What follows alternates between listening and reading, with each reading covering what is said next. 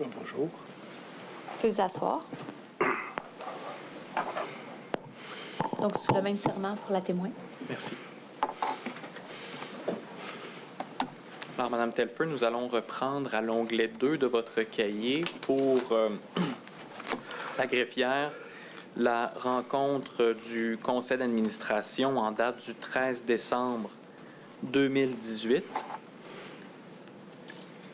que je vous demanderai de coter sous 23P46. Et je vais vous demander d'aller à la page 8. Non, pardon, à la page 6, au point 8.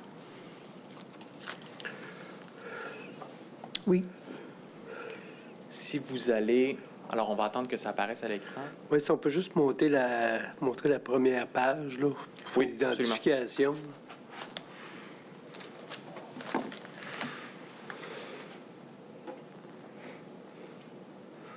Pendant ce temps-là, Mme Telfer va pouvoir prendre connaissance.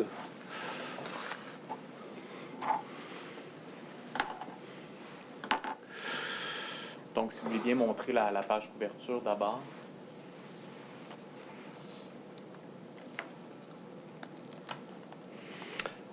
Ce sera le procès-verbal du conseil d'administration daté du 13 décembre 2018 qui a maintenant la cote 23P46. Et on voit Mme Telfer, donc, qui est présidente du conseil d'administration, qui est présente également à la rencontre. Et si on retourne à la page 6,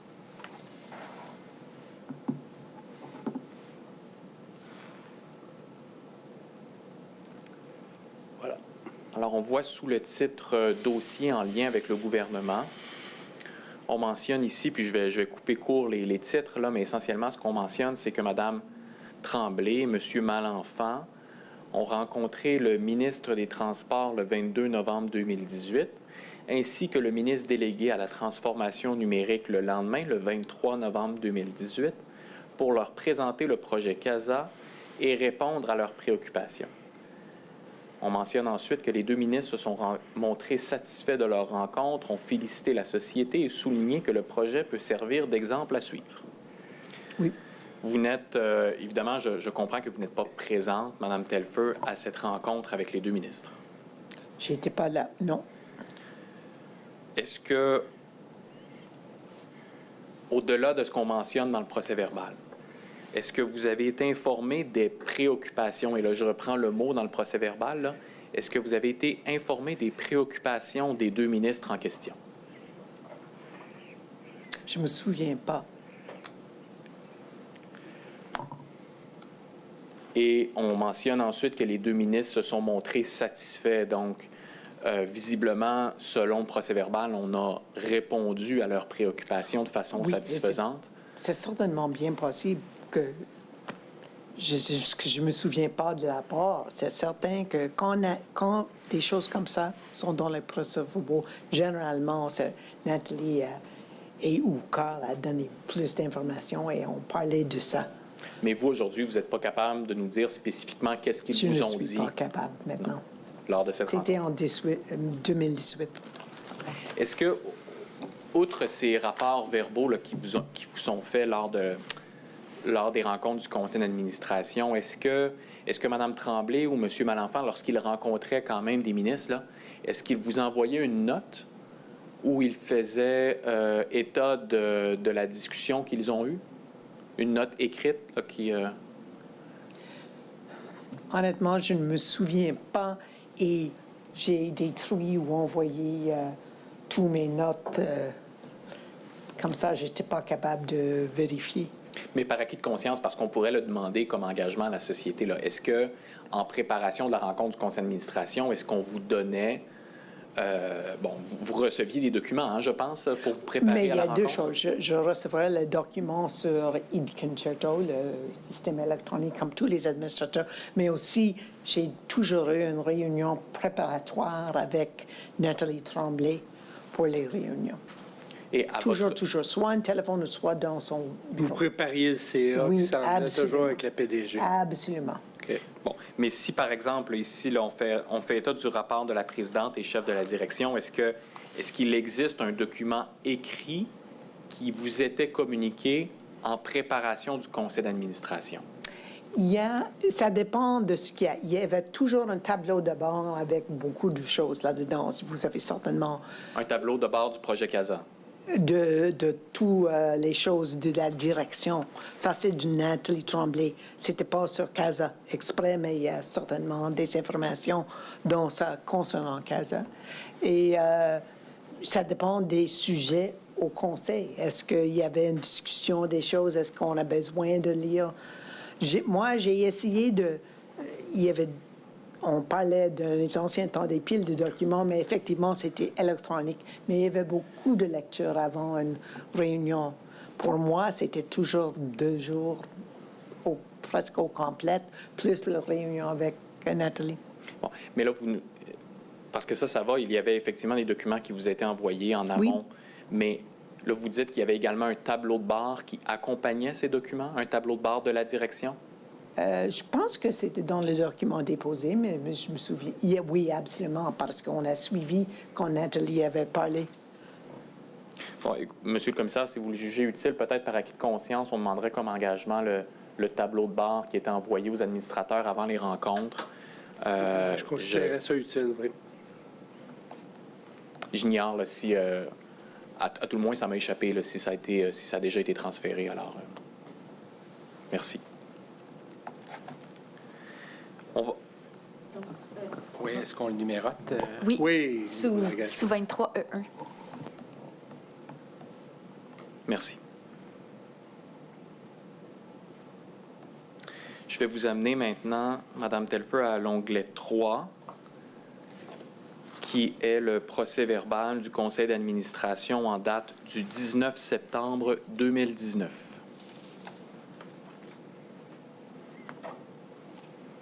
Sous 23P47. Merci. Alors, si on pouvait afficher la première page du document à l'écran. Et Mme Telfer, peut-être pendant ce temps-là, prendre connaissance de la section, en fait, c'est à la page 6, la section qui s'intitule CASA.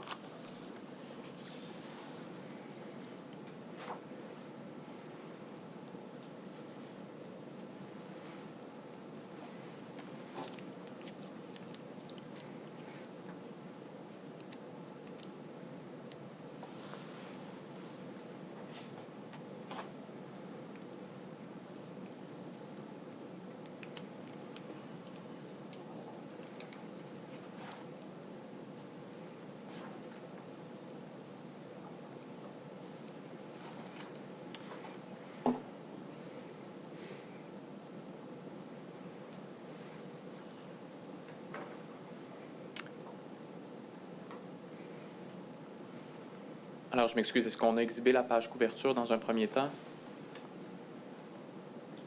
Oui, on l'avait fait. Oui, pardon. Oui, on l'avait fait. D'accord. Donc, Mme Telfer, vous étiez présente à cette rencontre du conseil d'administration. Excusez-moi, est-ce que j'ai pas lu toute La section CASA, oui. Prenez votre temps, on va y Merci. aller ensemble. Si je peux avoir un peu plus de temps. Bien sûr. Tout à fait.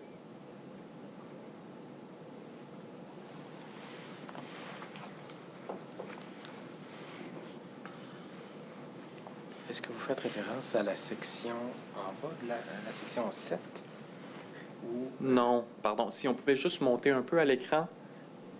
Ce qui m'intéresse, c'est, voilà, rencontre avec le cabinet du ministre des Transports. Je m'excuse, Mme Telfer, je vous ai peut-être induit en erreur. Là, c'est une section, il y a 2 sections CASA. Donc, j'aimerais que vous preniez connaissance de la section sous le titre « Rencontre avec le cabinet du ministre des Transports ». C'est au haut de la page 6.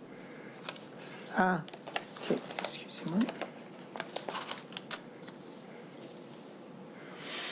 Dans la section dossier en lieu dû avec le gouvernement. Oui, exact. OK. Tournez la page. Voilà.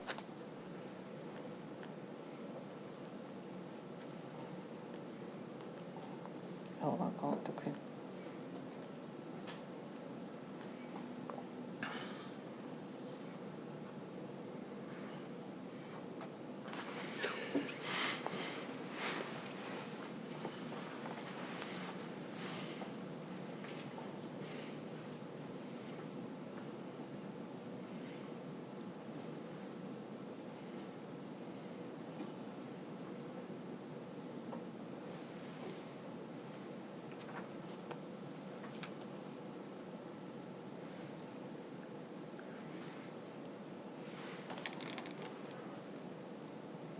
OK. Donc, vous pouvez, voilà. Donc, c'est strictement la section CASA qui nous intéresse. Donc, on fait mention d'une rencontre avec le cabinet du ministre des Transports, qui, à cette époque, est M. Bonnardel. Donc, qui ont Donc, été avec les membres du cabinet du ministère des Transports, c'est Oui. ça que vous référez? Oui, c'est ça. Donc, OK. qui est le ministre en titre à ce moment-là, est M. Bonnardel. Donc, on comprend qu'il y a une rencontre avec son équipe. Bon, OK, Voilà. correct. On est d'accord? Oui. Et on mentionne ensuite que le dossier CASA a été abordé avant d'aller dans le vif du sujet. Est-ce que vous n'étiez pas présente, encore une fois? Non, je n'étais pas présente, mais je me souviens on a eu des rapports à presque toutes les réunions s'il y avait une rencontre avec le gouvernement. D'accord.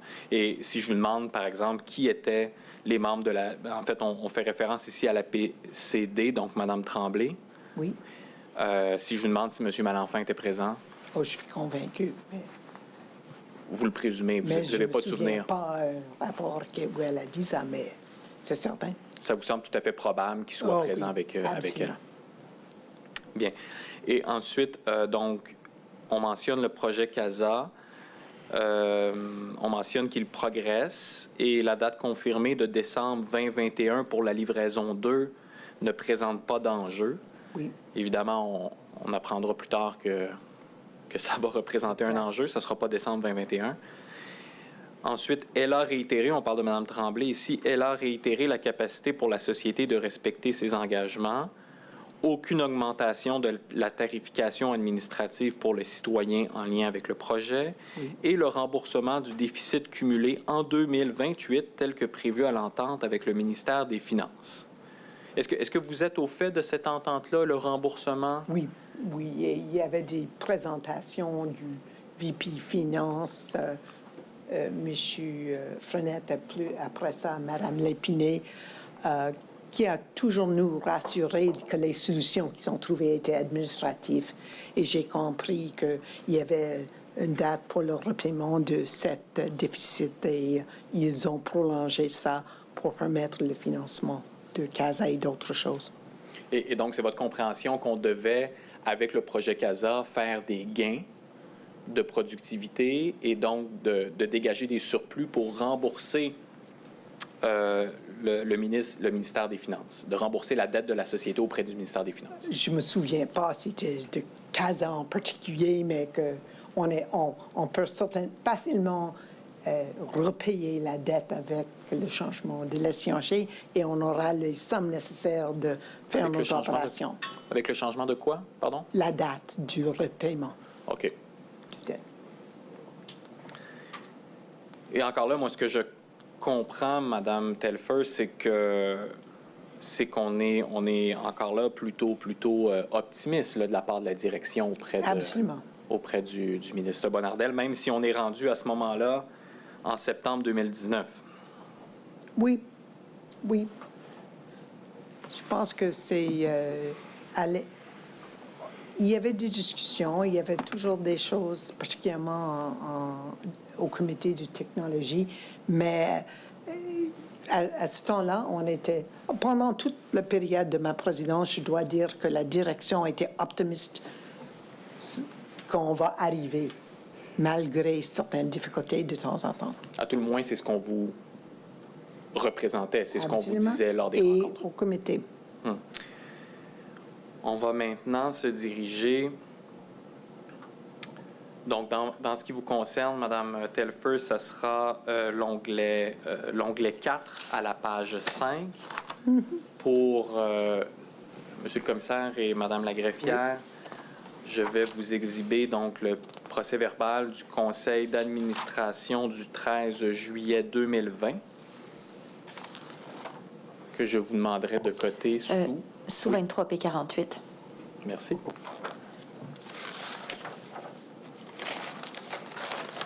La même chose, c'est-à-dire que pour l'identification, on a le PV du 13 juillet 2020, auquel Mme Lorna Telfer est présidente du conseil d'administration. Et donc là, on a avancé dans le temps, Mme Telfer, on s'approche de la fin de votre mandat. Oui.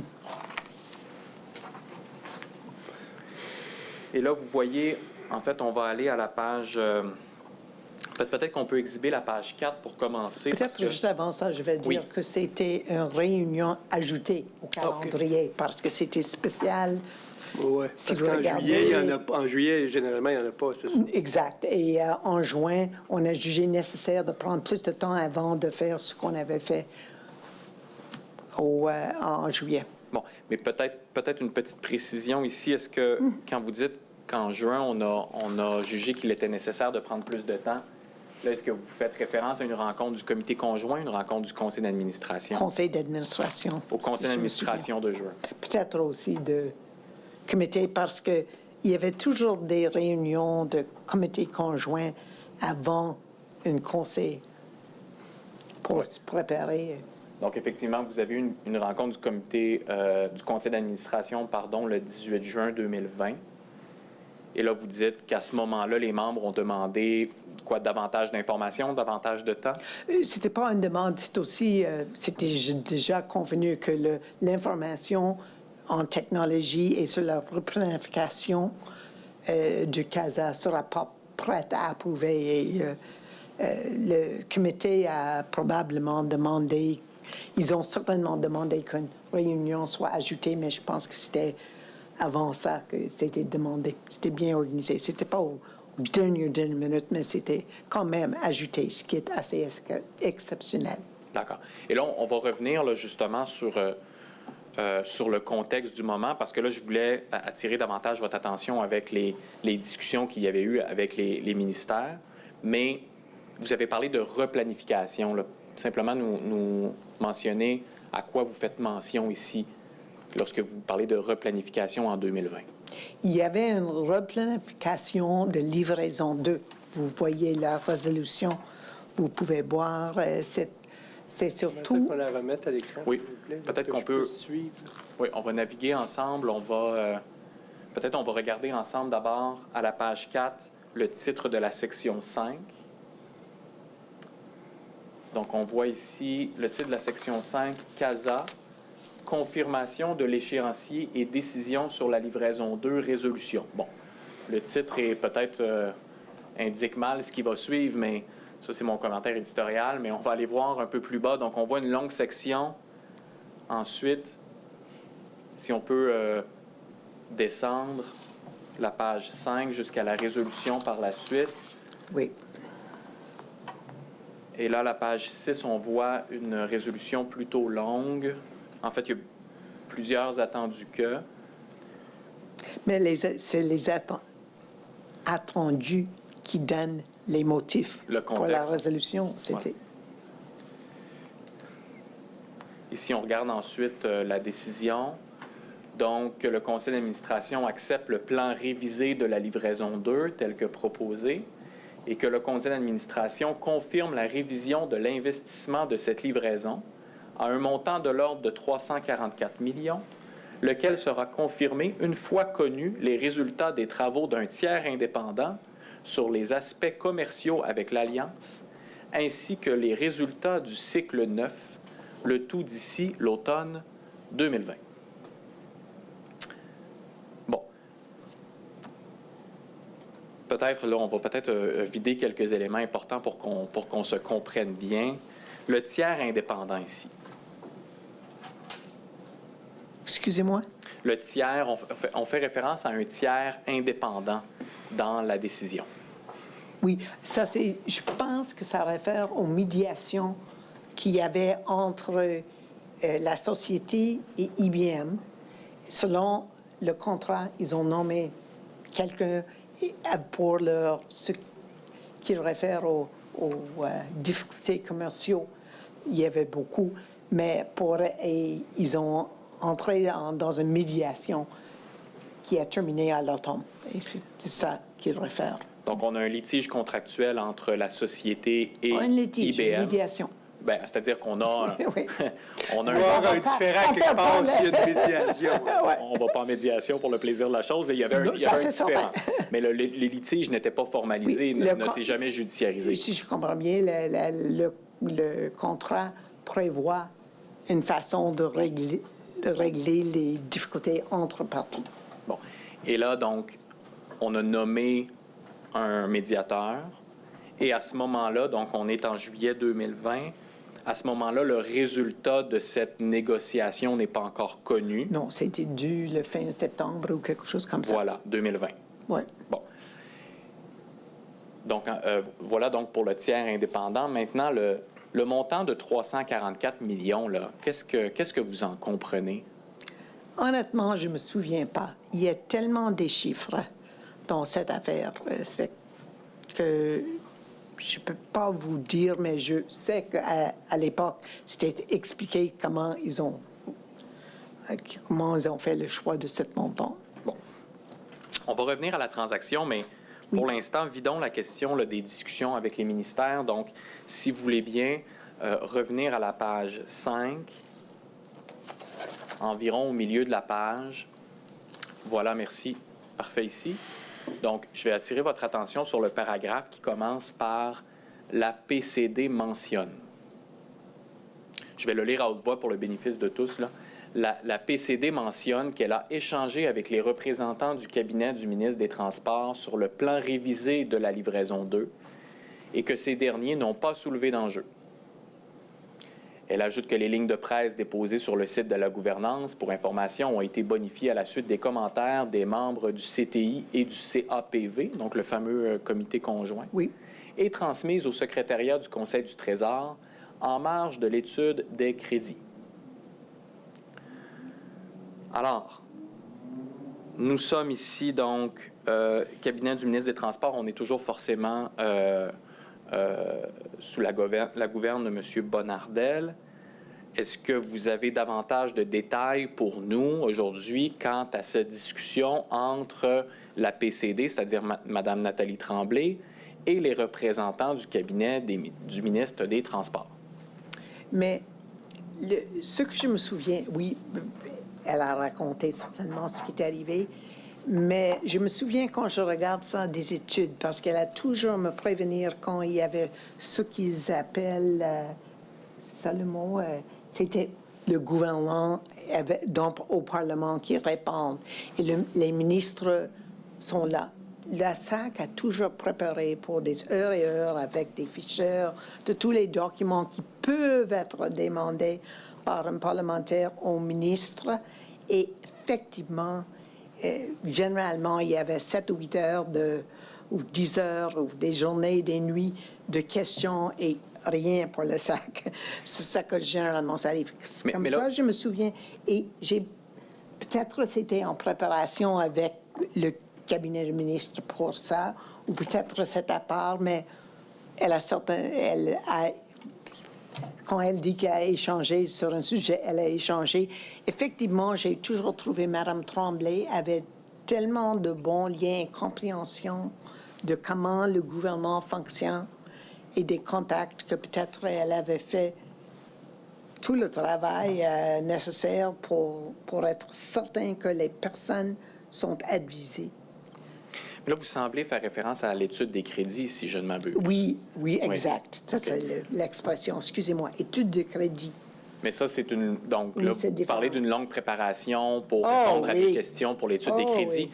Mais là, peut-être que je me trompe, Mme Telfer, mais on semble davantage ici faire référence spécifiquement à une discussion concernant la transaction à être signée avec IBM, là.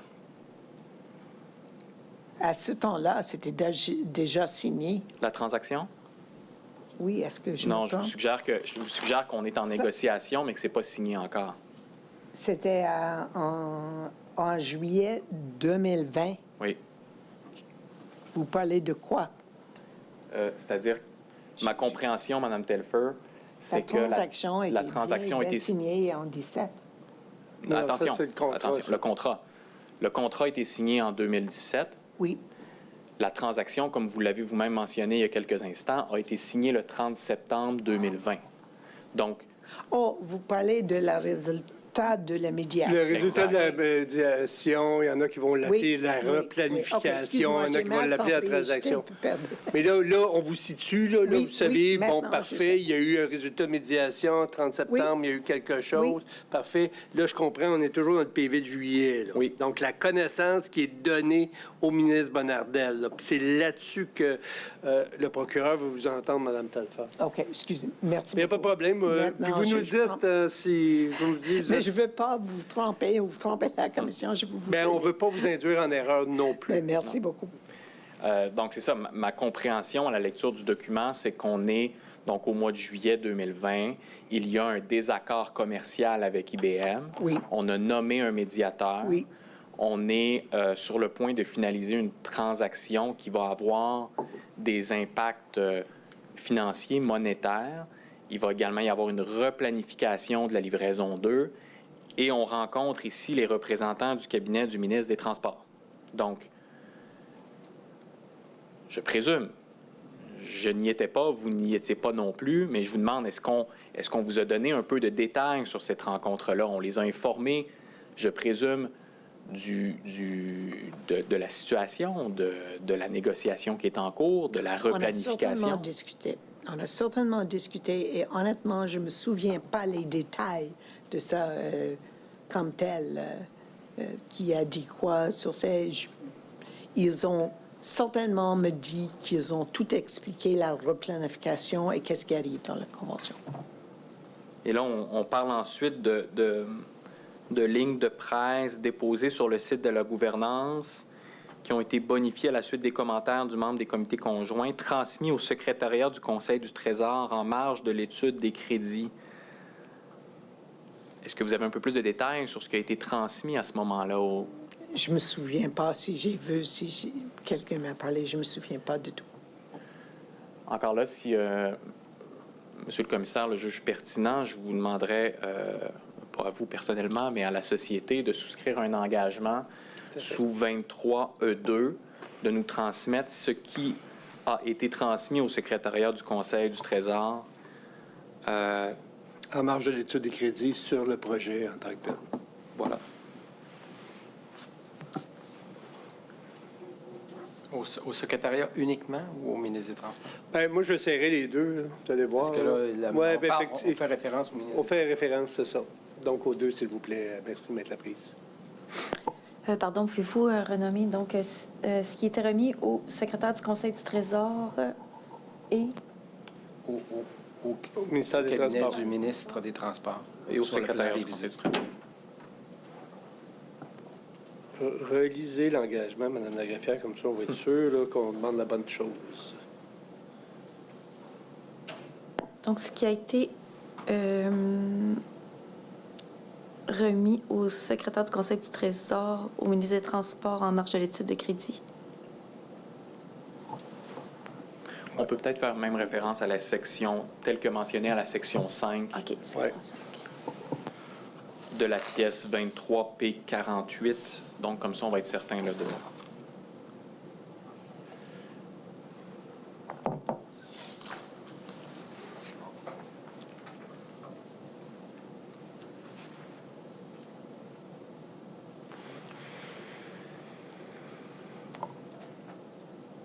Donc, ça va? Mettre la prise, Maître Gagnon, c'est bon. Madame Telford, qu'est-ce que vous avez fait vous-même mention de la transaction de l'automne 2020, du 30 septembre 2020. Qu'est-ce que vous comprenez des effets, de l'impact de la transaction sur la suite du dossier? Qu'est-ce que ça change pour vous, le fait d'avoir signé cette transaction? Mais je pense que la chose qui était le plus difficile pour la société, c'est c'est la date de terminaison du livraison 2. Mais Mme Tremblay a toujours dit il faut faire ça correctement et si vraiment on a besoin de temps, on va le prendre. Il faut faire comme il faut. Et c'est ça que... N'oubliez pas que c'était pendant la pandémie. Et beaucoup des efforts étaient pour encourager les employés généralement, pour faire le soutien des employés qui sont dans les services, de suivre tout ce que le gouvernement a publié, ou qui veut dire on ne savait pas quand le retour au travail, c'était quand, est-ce qu'on ouvre les choses, est-ce qu'on peut avoir un examen de conduire, toutes ces choses. On a passé énormément d'heures en ça. Comme ça, il y a beaucoup dans la mémoire de tout ça, mais particulièrement pour CASA, je pense que ça a démontré que ça peut aider la société avec la vitesse et en faire les transactions et tout ça. C'était tous les motifs qui ont été cités au commencement étaient peut-être plus clairs après ça. Après la transaction? Après la replanification, de 2020. Mais si je prends un pas de recul, là, est-ce que, d'abord, si on a nommé un médiateur, c'est qu'on avait un désaccord contractuel avec IBM, Oui. LGS. Est-ce qu'avant de nommer le médiateur, est-ce que les membres du conseil d'administration ont été informés du désaccord et de la nature du désaccord? Puis là, je ne veux pas qu'on entre dans les détails des négociations, d'accord? Vous le savez vous savez, à titre d'avocate, il y a des choses qui sont privilégiées. On y viendra à un certain moment, mais pour l'instant, ce qui m'intéresse, c'est est-ce que vous avez été informé du désaccord avant la nomination du médiateur? Et est-ce que vous avez été impliqué, donc, en amont de ce processus? Je n'étais pas impliquée dans le processus, mais particulièrement le comité conjoint avait eu le plus de détails et le conseil a été informé parce que vous voyez que ça fait référence à ça. C'est certain qu'on aurait dû expliquer aux membres de quoi s'agit-il. Ils n'ont pas voté pour une résolution, si je me souviens. C'était dans la résolution, si je me souviens. Mais je suis convaincue que les deux étaient au courant. Les deux? Le comité et le conseil. Le comité conjoint et le conseil d'administration. Oui. On a aussi, et je vois ici, maintenant je me rappelle, les rapports que EY a donnés au conseil et au comité à vraiment nous aider dans le processus d'avoir confiance et de... Ils avaient vraiment fait une bonne analyse des risques de retard, des choses comme ça. Et sans vous demander un avis juridique sur la question, là, est-ce que Je suis plus avocat. Vous êtes plus avocate? Bon, alors... Non, j'ai démissionné du barreau. Je peux pas vous en demander. Je suis vraiment de toute façon. retraité. Bon. Mais est-ce que c'est votre compréhension comme président du conseil d'administration qu'une fois qu'on signe la transaction, on vient en quelque sorte remplacer le contrat initial, le contrat cadre de 2017, par la transaction? Non. Et qu'on a une nouvelle feuille de route avec la transaction? On avait une nouvelle feuille de route pour livraison 2, mais la convention, le contrat, pour moi, c'était toujours en place. Bon. Quand vous C'est êtes... ma compréhension. On vous a informé, vous, d'une clause de partage de risque au moment où on a signé le contrat en 2017? Oui, absolument. Et brièvement, donc, quelle était votre compréhension de cette clause? Mais j'ai déjà vu des types de choses. Je pense que c'est une bonne chose d'avoir, parce que c'est pas... Anne-Marie m'a dit à l'époque, excusez-moi, Mme Courteau a dit à l'époque que c'est pas dans toutes les conventions de technologie, mais c'était bien parce que ça veut dire que ça donne responsabilité aux deux parties et que si quelqu'un ne fait pas la performance, c'est dans le contrat qu'il y avait un risque financier. On ne signe pas un chèque en blanc. C'est ça qu'on a dit quand on a ce type de clause. Et est-ce que c'est encore là, c'est votre compréhension des choses qu'on a... Qu'est-il advenu de cette clause de partage de risque une fois qu'on a signé la transaction? Moi, j'ai compris que dans la médiation, que la société avait eu un règlement qui leur plaît, et c'est Nathalie qui m'a téléphoné pour me dire quand c'était fini. Après ça, je sais qu'elle a envoyé une note, ou la direction, c'est Carl ou elle, a envoyé une note au comité conjoint et aussi à la prochaine conseil, je pense que elle a parlé du résultat satisfaisant de la médiation. D'accord. Donc, vous avez été informé en amont qu'il y avait un processus de négociation. Vous n'étiez pas impliqué dans le processus. Non, ça, c'est opération. Et c'est Mme Tremblay qui a pris le téléphone une fois qu'on avait une Pour moi. entente. OK. Non. Une fois qu'on avait une entente de principe. Mais on parle de deux choses différentes. On parle de la replanification qui aurait eu, sauf les aspects commerciaux qui étaient en médiation, qui affectaient le prix. Et ça, on a eu la réponse en septembre ou à commencement d'octobre que c'était réglé et on a eu une autre, disons, j'oublie parce que j'ai retourné tous les choses, mais une autre soit de comité de technologie ou d'elle, probablement de Carl, je ne sais pas, sur la médiation, ou peut-être du juridique, je ne sais pas, qui a envoyé une note. Je sais qu'elle m'a téléphoné, je me souviens de ça, au commencement d'octobre. Au commencement d'octobre 2020. Peut-être octobre 1, c'est la fête de mon mari, c'est pourquoi je me souviens, ou peut-être juste avant. OK. Mais là, si on s'attarde plus spécifiquement, vous avez dit ces deux choses différentes, mais attardons-nous plus spécifiquement au processus de médiation, au processus contractuel et à la signature de la transaction. Oui. D'accord? Vous, ce que vous nous dites, c'est que vous n'êtes pas dans la salle à négocier avec les avocats et IBM. Non, jamais.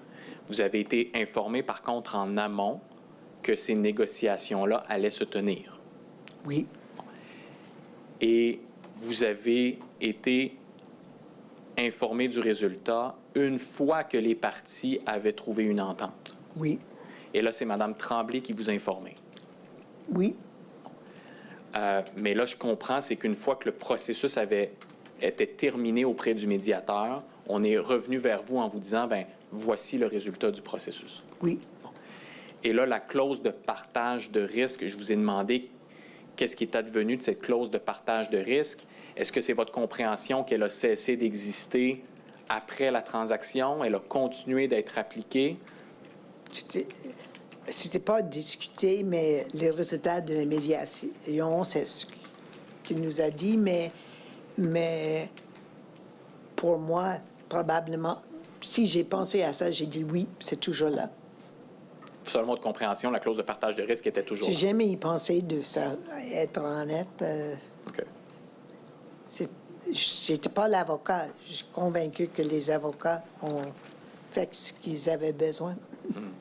J'ai essayé d'avoir confiance dans les avocats qu'on a engagés ou qu'on avait à l'intérieur.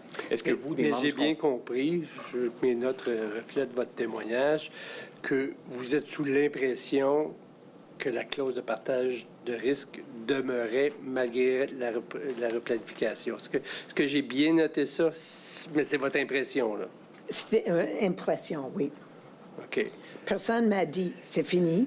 Personne Oui. vous a avisé formellement, vous savez, Madame la Présidente du Conseil On n'a d'administration. plus une clause de partage. C'est ça, personne ne vous l'a dit. OK. Bon, mes notes étaient. Non. Oui, étaient merci. correctes.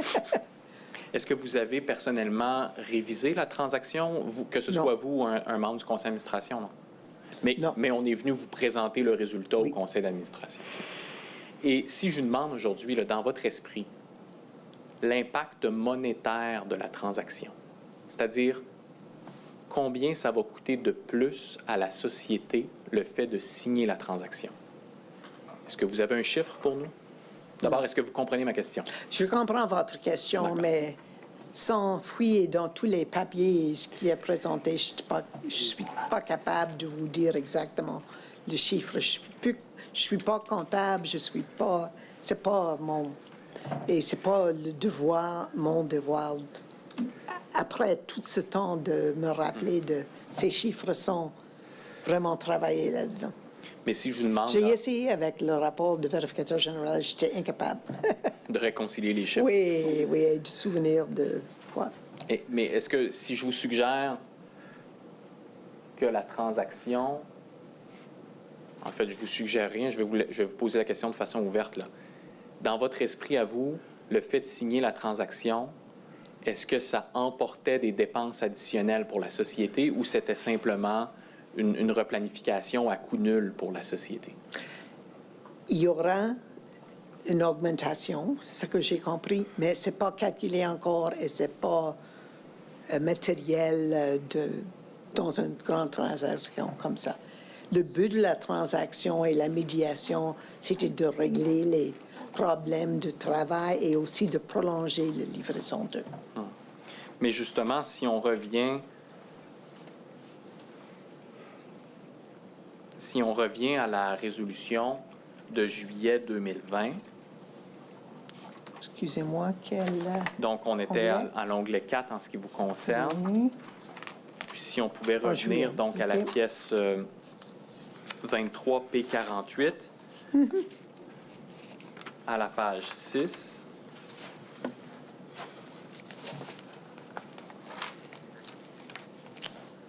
Oui. On va juste attendre que ce soit affiché à l'écran.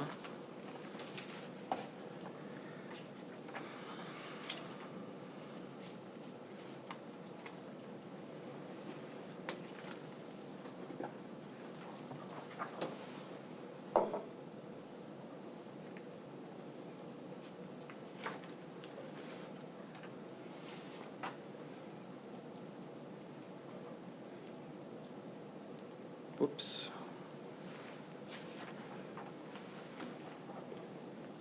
Je ne pense pas qu'on ait la bonne pièce. J'ai peut-être fait une erreur. Non, ça c'est la résolution où on a approuvé la transaction. C'est ça C'est que ça. vous cherchez? Oui, de juillet 2020. Oui, C'est le simplement 13 l'écran, on n'avait juillet pas la bonne- 2020. Oui, c'est ça, on n'avait pas la bonne pièce, mais c'est peut-être moi là, qui ai donné le mauvais chiffre tout à l'heure. Oui, c'est 4 dans mon On va- cahier, le onglet 4.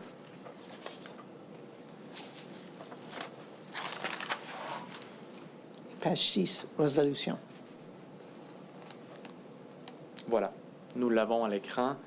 Donc, justement, dans la résolution, ce qu'on mentionne, c'est que le conseil d'administration confirme la révision de l'investissement de cette livraison, on parle de la livraison 2, évidemment, à un montant de l'ordre de 344 millions, lequel sera confirmé une fois connus les résultats des travaux d'un tiers indépendant sur les aspects commerciaux avec l'Alliance, ainsi que les résultats du cycle 9, le tout d'ici l'automne 2020. Alors, je fais le pont avec ce que vous me disiez tout à l'heure, c'est que pour ce qui est des aspects financiers, ils vont être explicités une fois la transaction signée.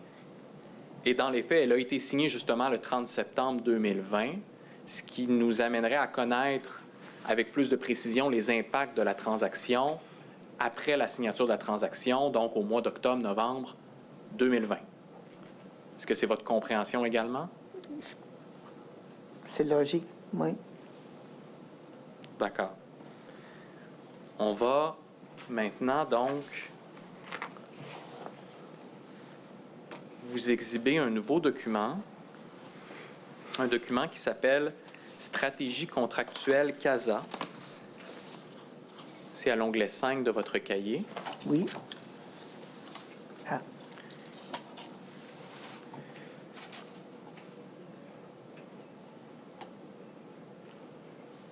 quand j'étais plus en office. Non, absolument. Puis Oui. je vais vous le... Oui, je vais vous mettre en garde à cet effet. Mais on va attendre que ce soit... Voilà. C'est affiché à l'écran. Donc, c'est un document qui s'appelle Stratégie contractuelle CASA du comité conjoint du 7 juin. L'année n'est pas précisée. Donc, je vais vous demander de le coter, s'il vous plaît, sous 23P49. Et là, effectivement, comme je vous avais mentionné en début d'interrogatoire, Mme Telfer, il s'agit, dis-je, du 7 juin 2022. OK. Vous n'êtes plus PCA à ce moment. Par contre, donc c'est un document qui est préparé suite à votre départ et je veux attirer votre attention sur une section du document où on fait référence à un moment où vous êtes en poste.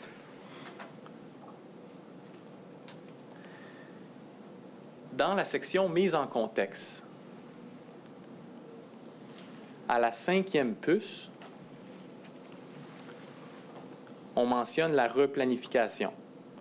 On dit une replanification de la livraison 2 a été faite en tenant compte des ajouts de portée, ou plutôt des... bref, je ne qualifierai pas la phrase, là, de sa complexité et de l'allongement de son calendrier de réalisation. On mentionne ensuite les lots de la L2 ont été subdivisés en plusieurs cycles. Les cycles dont on faisait référence à la résolution tout à l'heure. Et une transaction a été conclue le 30 septembre 2020 avec l'Alliance afin de lui réallouer la somme de 135 millions pour la réalisation de la L2. Donc, on a un nouveau chiffre ici, là. À la suite de la transaction, le montant total du contrat n'a pas été affecté par celle-ci. La somme a été prise à même une partie du montant du contrat initial. Une réallocation des sommes, dis-je, du contrat initial. Et là, les deux puces qui m'intéressent, ce sont les deux suivantes. On mentionne le 8 octobre 2020. Donc, je fais le pont avec la résolution tout à l'heure. On est quelques jours après la signature de la transaction, le 30 septembre 2020. Vous êtes en poste à ce moment-là. Le 8 octobre 2020, il a été mentionné au comité conjoint qu'il était probable que le contrat doive être augmenté en 2022 pour terminer la L2. Ensuite, on mentionne à la puce suivante, tel que présenté au conseil d'administration du 10 décembre 2020, le projet CASA dispose d'un budget de 682 millions.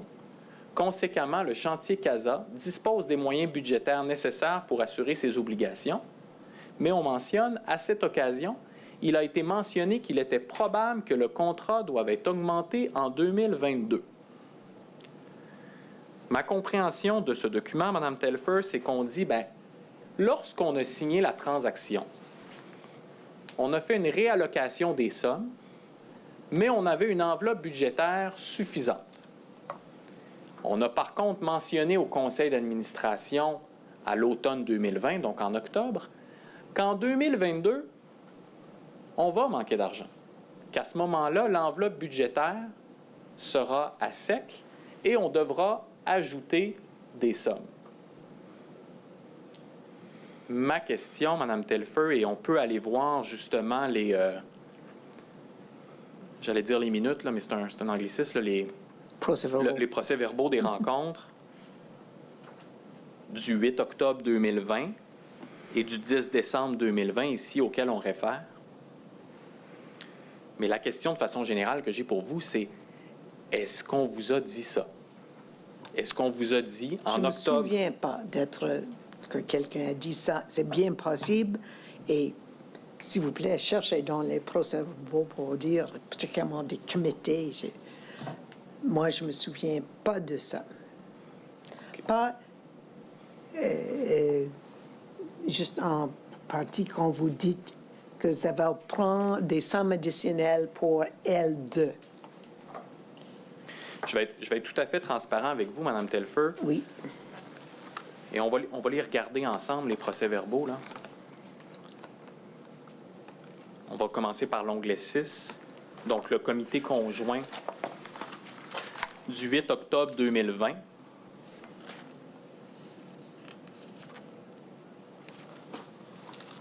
Donc, on le voit ici, attendez un instant. Donc, on le voit ici, comité conjoint du 8 octobre 2020. Vous êtes présente, Mme Telfer. On va le coter sous 23P50. Et là, d'abord, ce procès-verbal n'est pas très long. On peut peut-être aller... on peut descendre... on peut aller à la page 2, à la section 3.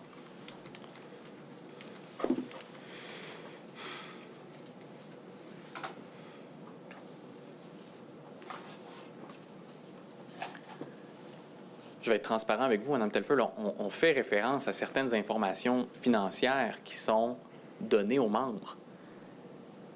Je ne dis pas qu'on n'avait pas reçu, je dis que je ne me souviens pas. Oui, mais le procès-verbal lui-même ne mentionne pas de façon aussi explicite que le document qu'on vient de voir, qu'on vous a mentionné que des coûts additionnels seraient requis en 2022.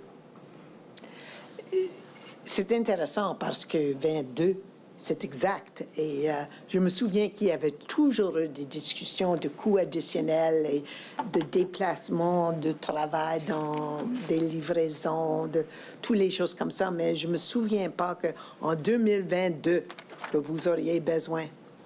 Parce qu'il y a une différence, on s'entend là, de dire on va déplacer certains montants Oui. de l'enveloppe budgétaire, mais on va respecter notre cadre budgétaire, c'est une chose. De dire qu'on a explicitement mentionné en 2020 aux membres du conseil d'administration qu'en 2022, on devra ajouter des sommes à l'enveloppe budgétaire, ça, c'est une autre chose.